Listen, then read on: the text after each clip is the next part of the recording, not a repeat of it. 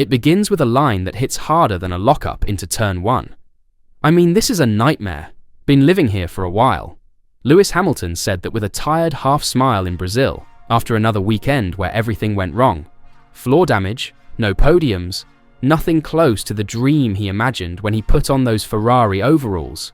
But here's the twist. Here's the spark that turns the nightmare into a lifeline. Just when people thought Hamilton was sinking, someone inside Ferrari's own history stepped forward and said the words that could change everything: a boost, a vote of confidence, a map out of the darkness. Because according to Francesco Cigarini, a man who lived the golden Schumacher years from inside the garage, Lewis Hamilton is not the problem at Ferrari. He might be the solution. And that's where our story begins, inside a team that's drowning in pressure, expectation, and tifosi tears. Hamilton is 66 points behind Charles Leclerc. Leclerc has been the one scoring the podiums, 7 of them. Hamilton? Nothing yet. Ferrari hasn't won a single Grand Prix this season. The title dream they promised the world? Gone. Replaced by frustration, crashes, bad luck, and broken wings. But Cigarini looks at all this chaos and sees something different. He sees a chance to rebuild the kind of magic he once lived through. He remembers the old Ferrari, the unstoppable one. The red machine that won 6 constructors' titles from 1999 to 2005. The era built on total trust between driver and team, based on the knowledge that everyone was working towards a common goal. Everyone took responsibility for their own role, and if they lost together. That's how Michael Schumacher became the Ferrari legend he is, and Cigarini believes the only other 7-time world champion in history, Lewis Hamilton, can be Ferrari's next great leader. But only if Ferrari does one thing: listen to him. Hamilton brings knowledge and organisation typical of British teams, Cigarini says. Signing a multiple world champion was the right choice. The question is how much weight the team really gives to what he says. He explains the danger. If Hamilton gives advice and Ferrari ignores it because Leclerc is faster, then it becomes a vicious circle. Hamilton stops feeling part of the technical direction. The car doesn't improve for him. He gets slower, the team trusts him less, and the whole system collapses. This is the exact spiral Hamilton is living in right now. Cigarini doesn't care what the standings say. He doesn't care that Leclerc is ahead. He says Ferrari must trust Hamilton beyond the numbers. Leclerc is very fast and more used to driving on eggshells, he says. Hamilton is strong, but he needs a more solid car. If you listen to him, you can improve in the long term. And then he drops the statement that should make every Ferrari fan sit up. I would put my full trust in Lewis, even if the stopwatch isn't rewarding him today. And Leclerc will also benefit from this.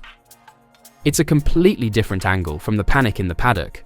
Where others see a lost season, Cigarini sees the start of a rebuild, one that mirrors the early days of Schumacher and Jean Todt. Days where the results were rough, the team was messy, and everything felt like it was falling apart, right before Ferrari became unstoppable. And there's more support coming from outside Ferrari too. Claire Williams, who once ran the Williams F1 team, stepped in to defend Lewis as well. She heard him call this season a nightmare, and instead of blaming him, she explained how rare and difficult a team switch really is. It's easy to underestimate how hard it is for a driver to change team, she says. Even someone of Lewis's caliber and experience is still going to take some time to settle in. Hamilton spent years shaping Mercedes, helping build it, sculpting the culture. Ferrari? That's a different world. New faces, new systems, new pressure, new expectations. And the tifosi, the tifosi, who expect instant miracles. Claire says we all forget that Lewis didn't join Ferrari to cruise. He joined to chase the dream almost every kid in karting has at some point. Wear the red overalls and bring Ferrari back to glory. She explains that people need to stop judging now and look ahead.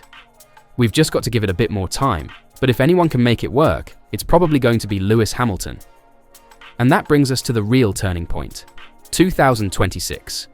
A complete reset. New chassis.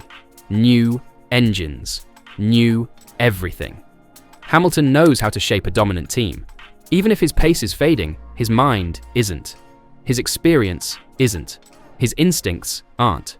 That's why Sigourney and Claire Williams both point to the same future, the same opportunity.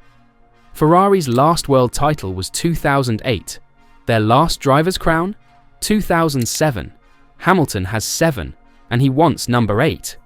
This nightmare season might not be the end. It might be the beginning. So, what happens if Ferrari actually listens? That's the million-dollar question. Because if they do, they're not just helping Lewis Hamilton. They're unlocking something bigger, the future of Ferrari itself.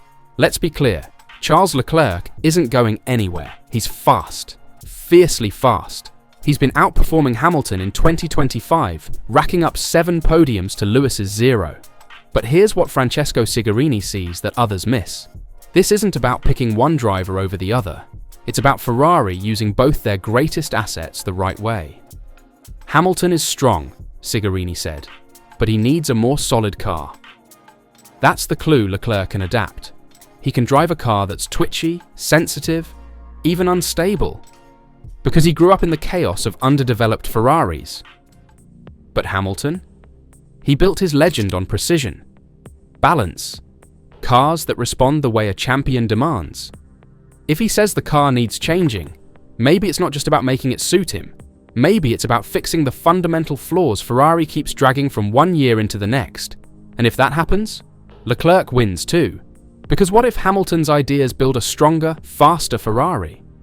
Leclerc, with his raw speed and comfort on the edge, could thrive even more in a better, more complete package. Sigourney even said it outright. Leclerc will also benefit from this. But to get there, Ferrari must break their own bad habits. The culture of stubbornness. The whispers that if you're not fastest right now, your ideas don't matter. That's the loop Sigourney warned about, the one that silences veterans like Hamilton when the results don't come instantly. So, what needs to change? First, Ferrari must hand Hamilton more technical influence, not just in debriefs, not just in testing, but in shaping how the 2026 car is built. Let him bring in some of that British engineering structure, the system he helped grow at Mercedes. Let him question things. Let him push. Let him lead second. Ferrari must show public trust. Right now, every headline screams, Leclerc leads Ferrari. While Hamilton gets written off as fading, that's not good enough. Ferrari needs to show the world that Hamilton isn't just a legacy signing. He's part of the blueprint. And third, patience. This is the hardest part, because Ferrari fans have waited over 15 years for a title. They don't want to hear, wait longer. But that's exactly what the Schumacher era demanded. In the early days of Michael and Jean Todt, the wins didn't come instantly. The car was flawed, the culture was messy, but they stayed the course, and history was made. Hamilton and Ferrari could be that story again. Let's not forget, Lewis has nothing to prove. 7 titles, most wins in F1 history. Records that may never fall. He didn't come to Ferrari for stats, he came for legacy. To do the one thing no driver has done in almost 2 decades, take Ferrari back to the top. And for Ferrari, this is the last chance to prove they can work with greatness, not just admire it. That's why this moment matters so much. Because if the team ignores Hamilton, lets him fade into a quiet retirement, they lose not just a driver, but a decade of championship-winning wisdom. But if they lean in, if they say, we're building this with you, then maybe, just maybe, Ferrari builds more than a car. They build a team again, and the timing couldn't be more perfect. In 2026, Formula One hits the reset button. New rules, new engines, new aero. The entire grid is vulnerable. The order could flip, and teams with experience, leadership, and bold thinking, they'll rise. Imagine it. The 2026 Ferrari rolls out in Barcelona sleek, sharp. The product of 2 minds, Leclerc's natural speed and Hamilton's championship DNA.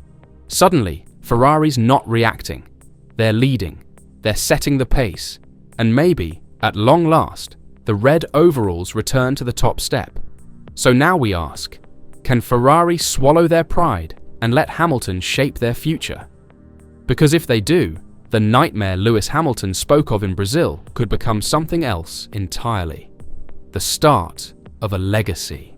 One more title, one final roar, and the greatest redemption story in F1 history. Let us know what you think. Should Ferrari hand the keys to Hamilton? Or is this dream already slipping away? Drop your thoughts in the comments and buckle up. 2026 might be closer and crazier than anyone thinks.